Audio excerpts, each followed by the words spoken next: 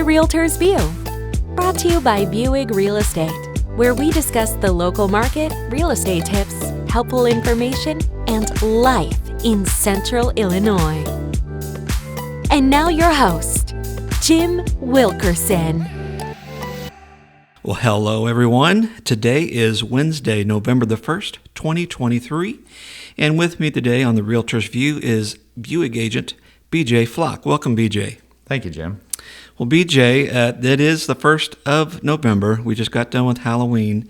But on our Facebook page, we often post home maintenance checklists, some ideas, things you need to do. So it's a new month, and real quickly, I'm just going to run through those. And if you have any to add, feel free to do so. But number one, you want to make sure you test those smoke detectors and carbon monoxide detectors. Also, you want to change those batteries and change your batteries on your clocks. And speaking of clocks, this weekend is the end of daylight saving time. So we're going to roll them back an hour Saturday night. If you want to make sure you get to church on time, make sure you roll them back an hour. Also, you want to clean your drains and your showers, tubs, and sinks. Sometimes you're forced to do that, like I was yesterday. But maintenance is good, so you do that. Also, you want to cover your air conditioning unit. You want to try to make sure that leaves and debris aren't blowing into those, and that'll keep them running well. And Christmas will be here before you know it. So if you plan on hanging Christmas lights, you want to do that now before it gets too cold. So that's our November home maintenance checklist. I would also add, Jim, if you have not taken your hoses off the outdoor spigots, I would definitely get them off by now, if you can still get them off after the freeze we had last night, the night before. Good idea. I was actually just thinking about that yesterday or the day before, thinking, well, I might have a few more days to get that off there. I was busy, so I haven't done that yet. So good ad there, BJ. Don't want those frozen pipes. Well, let's look at some stats here. I pulled up research in Macon County. As of today, there were 136 active homes in Macon County, 92 active commercial properties, and 92 active lots and land properties. And in October, if we just look at the last month only, we saw 93 residential sales in Macon County and 3 commercial sales in Macon County. So that's a little update on just Macon County over the last month. BJ, we have some stats here looking at a little bit more at Macon County. Do you want to tell us a little bit about what's been going on? Maybe look at the year-to-date. And the change that's been going on. Well, I think just the biggest change here for me looking at this is the new listings. Last year, same time last year, we had 1,310 new listings. This year to date, we've only had 1,084 listings. That's a 17% decline from year over year. Even the pending sales is down a couple hundred. It was 1,135 last year, and it's down 946 for a 16.5% decline. Yeah, it looks like if we look at year to date through September of this year, everything's down, like you said. The only thing up really are prices. Got low inventory, but that's driving prices up. So it's good for the sellers, but not so much for the buyers. I guess the biggest point on that is to let people know that we have the buyers out there. We just need to get the sellers out there. That's right. Another sheet that I thought was interesting is the Housing Affordability Index. We have data here going back to 2004, and right now, just in September, those stats are in, and the index has fallen to its lowest point since 2008. So ever since about 2020, 2021, the Housing Affordability Index has been going way down. Drastically down. Yeah, so not only are prices up, but people can afford less. It's kind of hard for a lot of people out there right now. And also looking at another sheet, we're looking at inventory We also had data going back to 2004. And from 2004 to 2012, 2013 or so, inventory was fairly steady. It really jumped up there in 2015 and stayed fairly high until about 2020 again. 2020 seems to be a year when a lot of things have been changing, but inventory been on decline since then, hasn't it? Yes, yeah. It looks like inventory right now is our lowest in the past 20 years. So inventory is way down, prices up, affordability way down. So that's kind of the story, and I think we've kind of known that for a while, but it just doesn't seem to get much better at the moment. Not until we get more houses to sell. Well, BJ, speaking of houses to sell, and do you have any listings you want to talk about? I have one listing over in the historic district. It's down on 464 West Decatur Street. It's an old Victorian. It was born in 1875. It was Dr. Cousin's house originally. It's a very beautiful Victorian house from the outside. It does need some work on the inside, but there's been a lot of improvements done to it. Still needs a lot of work, but it's for a pretty reasonable price for the size and the shape and it's just a nice looking house. Now, what's it listed at right now? It's down to $69.99. Wow. $69,999. But we had it at $79. We started there. We dropped it after a few weeks. We've been at $69 now for a couple weeks and having a lot of looks at it. Just haven't had anybody take the plunge on it yet. Well, I think sometimes people are afraid of the work that might be ahead, and they don't really have a vision of what it could be. That's a tough thing nowadays. A lot of people want to move in ready. They want to walk right into it and start living in it right away. They don't want to figure it out or figure out how to fix it or pay for somebody to do it for them. Well, that home in particular, I love the history. I love, it's got some character to it.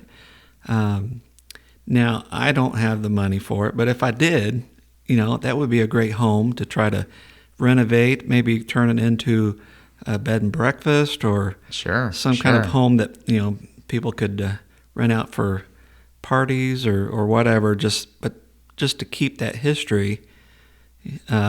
It's got the size for it, that is for sure. It's a lot of rooms on the first and second floor, and I mean, the kitchen's basically gutted, so it does need some work in the kitchen and a few things here and there and floor coverings and that, but the bones are done. I mean, the drywall's up on the ceilings and on the walls. So it's good on that front. Okay. Well, have you had any good showings lately? Any interest or?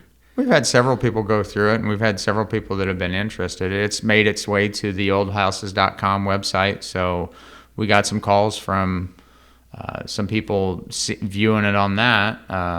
So it's probably every other day I get a call on it about, what kind of work they would need to do to it or if they could come see it. Okay. Just haven't had anybody that really wanted to take the plunge and put their sweat equity into it, if you will.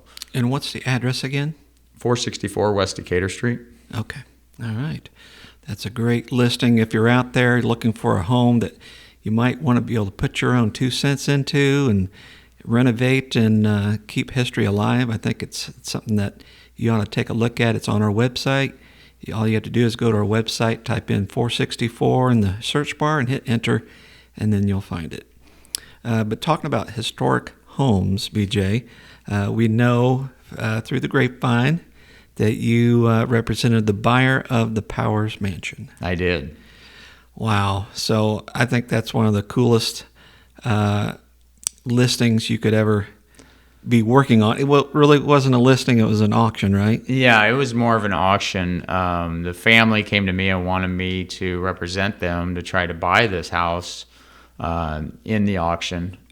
So I went through the process with the auction company to be able to bid on that on the family's behalf. And we ended up going through, they had 2 separate auctions. One of them didn't go through because the people that had won it decided whatever happened, they couldn't go forward with it. So a couple weeks later, they had a second auction, and we ended up being the winners on that.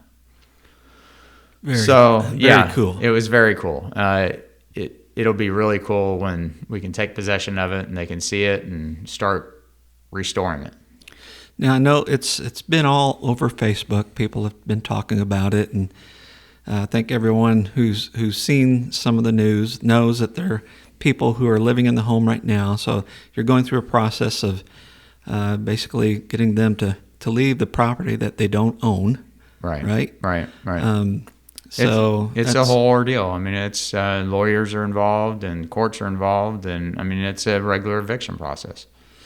Now, do you have any idea what the owner wants to do with the home, or do they have plans, or is it going to be like their residence? Or I think eventually she wants to get in it and evaluate what needs to be done to it to get it back up to where it needs to be, and then they'll make a decision from there what they're going to do going forward. It's step by step right now. Like I said, first and foremost, they want to be able to get true possession of the house, be able to go into the house, see what needs to be done to it, and then make a decision from there how they want to proceed. Okay. Well, for me personally, I love history and I love historic homes and museums. I'm on the board at the James Milliken Homestead, so I know a lot of the work that goes into renovating. I've heard the stories there. So I know it's not going to be an easy thing to do. There's going to be an uphill battle, right? But from my personal perspective, I hope that she tries to preserve it somewhat. I think she will.